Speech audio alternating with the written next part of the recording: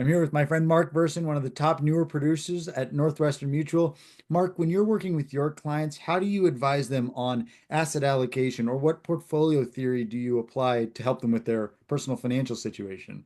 Yeah, it's good to see you again, Robbie. That's a great question. And so with what my firm and I do, we do comprehensive planning with folks. And so the portfolio allocation really is strategic to each individual. And how we look at that is not so much just based purely around accumulation, but how do we strategically place assets for distribution? And that's looking at tax efficiencies, that's looking at where and how do we store those assets.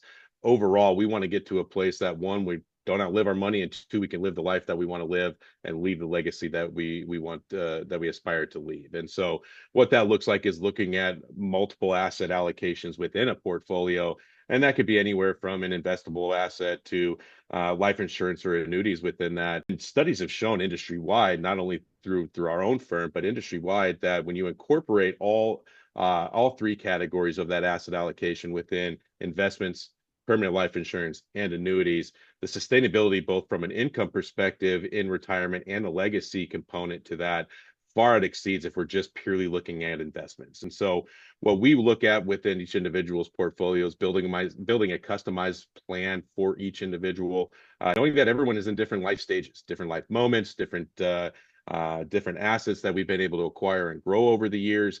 We take a time to really truly understand what is the most passionate for each individual. Where do we want to go? What have we done to get there so far? And are there things that we need to identify to cover some gaps within? Then we let that really dictate then on where we need to go from an allocation mix, because some have already addressed one or two of those areas. And so when we really look at that, it really is paring down to a distribution strategy for each individual. That really then guides the asset allocation.